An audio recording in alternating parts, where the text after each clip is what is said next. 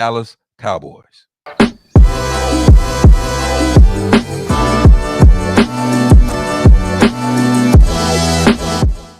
Hello and welcome to Centex Sports Talk. I am your host, Jalen Gillis, and I'm here with my co-host, Roy Gillis. And we have a very special guest today, a longtime friend of mine, high school friend, even all the way up to UNT. And now he's doing bigger things now, working for the Cowboys. Good friend Kyle Youmans coming in. Kyle, what's going on, man? Nothing much, man. It is crazy. We've known each other forever now. I mean, it's back to the middle school days of playing in the band and then, like you said, going up to UNT. Yeah, we've been knowing each other and friends for a long time. Yeah. We got a long time friendship going right now. And now, like I said, you've moved on and now are working for the Dallas Cowboys, man. Tell me a little bit about that. You know, it's really crazy because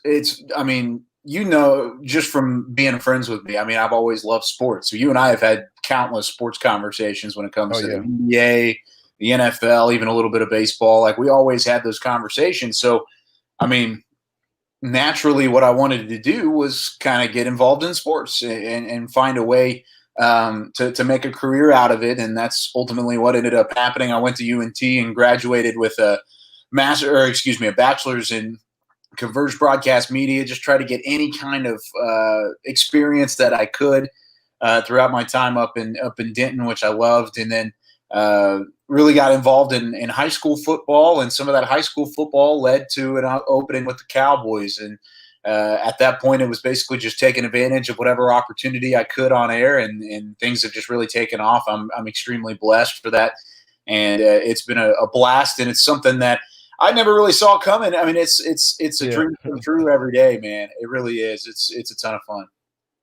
Kyle, what an interesting beginning to your journey. How do you go from Waco, Texas, close, little small town, and what really kind of gave you the drive to? Because it's one thing to have a dream. Yeah. Everybody should have a dream, but to be kind of walking in it, how do you even get the drive to do that, man? Coming from the coast. Yeah, it's crazy. Well, that's the thing is I love Waco. Centex is always going to be a special part of my heart and my journey really to that point. But it really started with my dad. I mean, my dad's always been a real big sports fan. Same thing with my mom. I guess both my parents have been huge sports fans. And They love college football. They love the Texas Rangers. And they've always loved just kind of sitting down, chilling, and watching sports. I mean, whenever we were growing up, I wasn't into like the card games, and I wasn't into anything really that normal kids. I guess Hot Wheels was probably the other thing, Legos and building blocks. I had little NASCAR race cars, and I had baseball cards. Like those were the things I loved. I just grew up around sports and wanting to be in sports, and then ultimately started playing it. Played baseball all the way through high school. Played football for a little bit, and loved competing and loved working hard and getting into it. I was never the athlete that I needed to be. My sister got all the athletic talent. She's now at North Texas playing volleyball, so she got all the athletic talent. I didn't get any of that, so I was like, man, I'm not an athlete, or at least I'm not a top level athlete. But I wanted to continue being involved in sports and being around sports, and so I just really worked hard at it. I learned a lot about my work ethic from my dad, who always has worked really hard and has told us to follow our dreams. And so I did just that coming out of school. So I think the work ethic and just the passion that I have for it combined, it made it really easy to get into the business and really kind of give it my all. And that's what I do on a daily basis.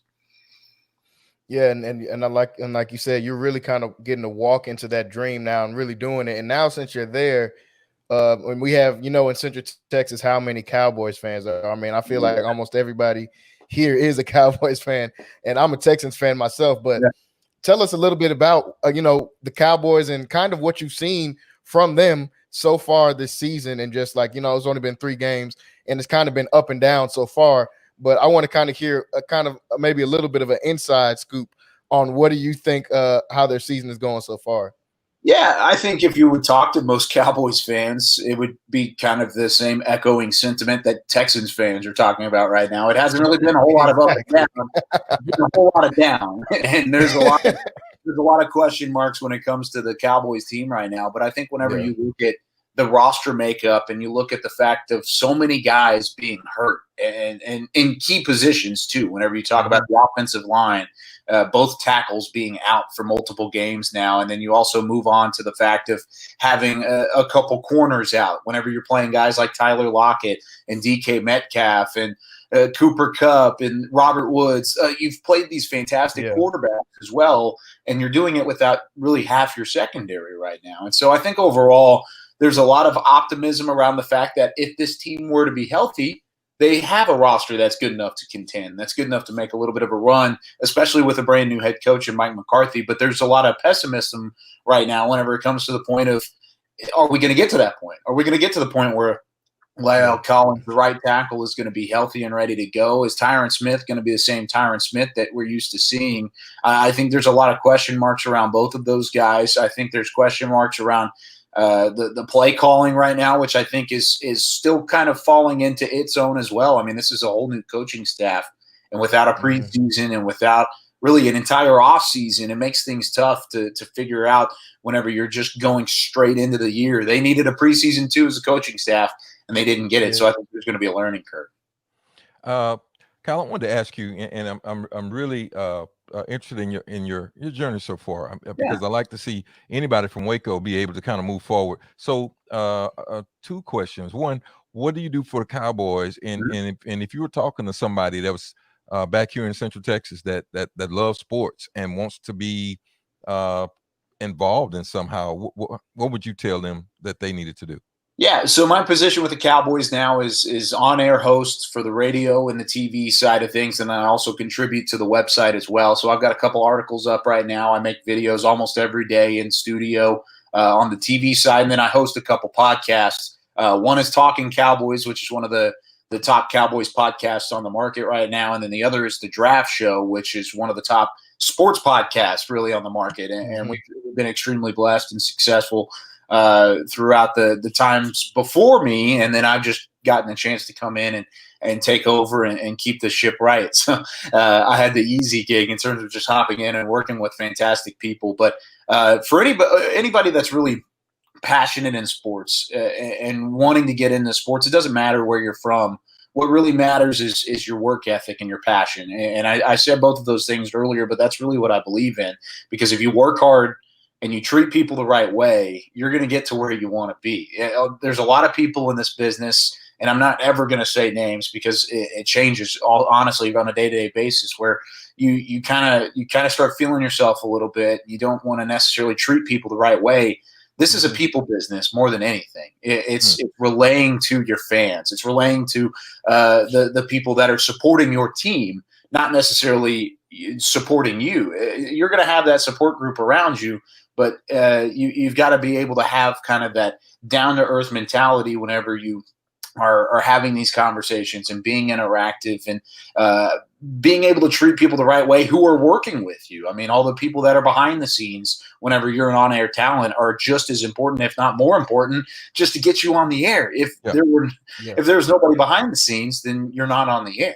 And so that's one thing that's always been told to. My dad said at one point throughout my childhood was to treat rock stars like regular people and treat regular people like rock stars. That's good advice. I've always really liked it, especially in a business like this where you are around guys like Dak Prescott and Ezekiel Elliott and Amari Cooper on a day-to-day basis. They don't want to be treated like superstars. You want to treat them like regular people. But, man, all those other people that are around you on a day-to-day basis, treat them like rock stars and things will go your way. Yeah, awesome. I think that's, like you said, like really, really great advice, treating the regular people like rock stars. And just to see how, like you said, we've known each other for years now, how you've been able to elevate into the business that you're in now is really inspiring and really helps, people just like us. We're starting things up down here in Waco and trying to do some different things down here. So it's been, like I said, been really encouraging. And when you were talking, you talked a little bit about, like you said, knowing people, you're around people like Dak and Zeke and all of that. So while we're talking about that, want to kind of transition a little bit into talking about the offense. Like you said, there's been a lot of downs for them, but the offense has had a lot of ups. Dak is putting up incredible numbers himself, and I think the offense with Kellen Moore, the offensive coordinator, has been doing some good things. They've had some mishaps here and there, but they've been doing some pretty good things. Tell us a little bit about what you think the offense has been doing and what you think they can kind of do just a little bit, maybe to get them over that edge and over that hump. Yeah, I mean, it was a little disappointing in that Los Angeles game whenever you put up 17 points, but it really wasn't indicative of what the offense was able to do that game as well. I mean, you were going up against Aaron Donald with a hurt offensive line. Those are two things that don't really mix together because Aaron Donald is a man amongst boys, even in the NFL. And so that was kind of a disappointing start. Same thing with the Atlanta side. I mean, that was disappointing through the first three quarters. And then you found a rhythm. You started to see the adjustment in play calling that Kellen Moore had, where he was able to kind of turn the table and make these different play calls that allowed him to free up Dak Prescott, even with both of the offensive tackles getting berated by guys like Takk McKinley and Grady Jarrett on that defensive line. He was able to give him more time by throwing the slant routes and finding a little bit of the screenplay and giving the ball to Ezekiel Elliott and letting him do some work. It took a little bit of time, but I think that adjustment was made. And then you saw it again against Seattle. Seattle's not a shabby defense by any means, but you still put up an ungodly amount of yards against Seattle, even in the loss, and you still put up 31 points as well. I mean, it was really a fantastic outing from Dak Prescott. He's continuing to grow into his own, and much like kind of relaying it back to our back and forth conversation here, but whenever you're talking about the growth and the journey of being in sports media, reps are so important. Well, this offense is getting some reps right now for Kellen Moore and all of these younger guys that are starting to come into their own and find a little bit of a rhythm. And you're starting to see that. I think this is one of the best offenses in the NFL, if not the best offense in the NFL. It just takes a little bit of time to get into that rhythm. And once they find it, I think they're going to be scary. We're here talking live with Kyle Youmans, Dallas Cowboys Sports Talk. Cal, you've got some insight into Waco. All right. So Waco and Central Texas sports. Yeah. I know that in Dallas, sports is huge, but in Waco, we have an emerging sports market as well. Baylor, they finally got to put a game up, and you've seen their you grew up here, so you've seen their transition. I remember when, I can say with Baylor, I remember when you couldn't give tickets away, but all of that's changed now. Do you get a chance to kind of keep up with Baylor? You went to Midway. That district is I wrote an article some months back, and I said that this may be one of the toughest districts, not only in Texas, but in the country. That district that includes Duncanville and Cedar Hill and those powerhouses and DeSoto. Unbelievable, the district that they're in. Did you get a chance to keep up with Central Texas sports? And what do you think about our sports scene now? Absolutely. I keep up with Central Texas sports, and I'll always be a huge Baylor fan as well. I mean, I grew up around Baylor. My dad works for the athletic department a little bit there and does some sideline security and stuff. And so I'll always keep up with Baylor. Tristan Ebner was doing some great stuff in that season opener as well, just going on the board and kicking down Kansas after really the rest of the Big 12 struggled was encouraging because whenever the Big 12 struggling the way that they were, you need Baylor to have that uptick. But I really think Dave Aranda is doing a great job down there. He'll continue what Matt Rule was able to build over the last couple of years. It might take a little bit. They're not going to be back to the Sugar Bowl like they were last year. It'll take a little bit of time, but be patient with them because I think Aranda's a fantastic coach, and he's gonna prove to make things meet whenever the rubber hits the road. As far as Midway, though, like you said, my goodness, that district is fantastic. And it's exciting because if you're a football fan, you're going to get to see some of the best teams in the state. Whenever you get to see a Duncanville and a Cedar Hill and a DeSoto, Mansfield, Lake Ridge, all of these different schools, and they get to come to you once this year. And if they don't come this year, they're going to come next year. You get to see these teams come to Waco, and it's not the normal Belton High and Colleen Ellison and Colleen Shoemaker, where you're really kind of the dominant force in the Central Texas sports marketplace. If you're the Midway Panthers, you're going to have to fight not only to win games, but to make it to the playoffs. So you're going to have to find a way to get that third or fourth seed against some of the best competition in the state. And you mentioned it's one of the best districts in the state. I completely agree. I think it's not only that. It might be the best district in the history of Texas high school football. If you look across the board, top to bottom, there's not an easy game. It really isn't. Even the bottom level games are going to be tough for the Panthers to win. And I think it's going to be a huge test for Coach Youmans company. And I think they're up to the challenge, but it's going to be exciting to see, especially in a crazy year like this one. Yep. Yeah, for sure. So, Kyle, before we let you go out of here, like I said, we've known each other for years. As long as I've known you, you have definitely been a baseball fan. So, seeing how baseball has just kicked off their playoffs here today, I got to try to get a World Series prediction out of you. You can pick a winner. You don't have to pick a winner. But who are the two teams? I know it's a very small sample size to work from with the condensed season. But who are the two teams that you can see getting in to that spot into the World Series? Yeah, and it's crazy because it's the most unpredictable year of postseason baseball you're ever going to see because it was a game sample size and because you don't really know how things are going to turn out. Especially look at just the wild ending to the season for the National League, where it was just a jumble of teams, and you didn't know until the last 2 or 3 days who was going to make it and who was going to be fourth out from making the MLB postseason. I think if you had to nail me down to two teams, I think the Dodgers absolutely still have that fantastic lineup and some of the best pitching, I think, in all of baseball. I think they'll make a little bit of a run for it again. Mookie Betts has been fantastic, and he's somebody that I think you can rely on. And then on the American League side, I think it's a little bit more wide open. I was originally going to say the Twins, but then they lost to the Astros today, and they've lost 17 straight postseason games. And so I don't think I'm going to go for the Twins there. I might – oh, man, that's tough. I really – and I hate saying this, but I think the Yankees might be the best team. Yeah, I knew you were going to say that. And I hate that. I really do. I'm a Rangers fan, and I always have been.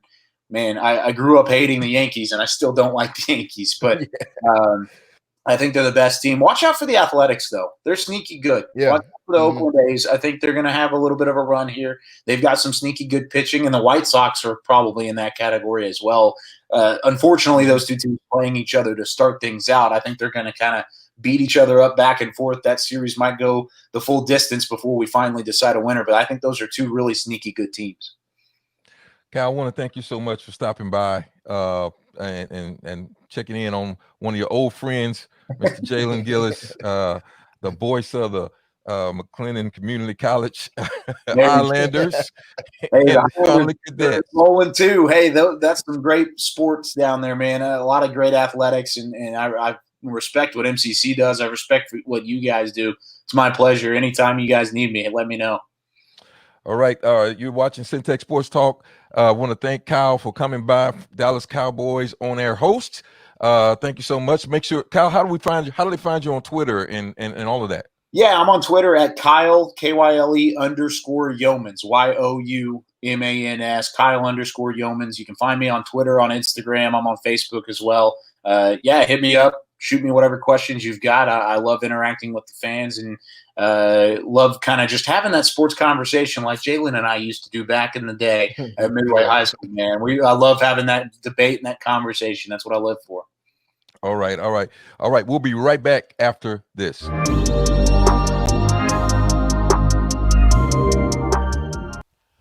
RNS Barbecue, Waco's #1 barbecue destination.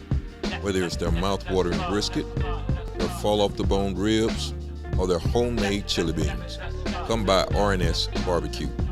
For your next event, let them cater it. Call Richard or Sharon over at 254-420-9500. RNS Barbecue, Waco's #1 barbecue destination. 1101 Richland Drive, right off Valley Mills. Stop by RNS Barbecue.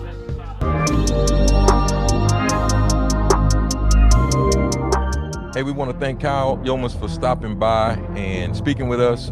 Great story of a young man that has moved up the chain, Jalen, in journalism, and you've known him for a long time. Yeah. I've definitely known him probably about 10 plus years now, maybe about 10 years. So I've known him for a long time, and he's, like I said, we've always had a lot of sports talk, a lot of sports interaction back and forth. So seeing him be able to elevate and go do that was really good, and being able to get some Cowboys inside stuff as well was pretty cool as well. All right. We want to thank you for tuning in to just a little small edition of Centex Sports Talk. Again, we always want to thank our sponsors, Natalia Alexander of the Keller Williams Group and Royalty Real Estate Solutions. And we also want to thank R&S Barbecue, the best barbecue in Waco, Texas. Go by and check them out. We want to see you the next time. Always catch us on the website, centexsportsnetwork.com. You can find us on Twitter at Centex Sports? Yeah, Centex Sports, at Centex Sports. And we're starting to put up a little YouTube content. And so just follow the page. If you're watching on the website, go get some of that merch that's on there. Centex Ballers. Go get you some of that merch. This is Roy Gillis and Jalen Gillis signing out, and we will see you the next time.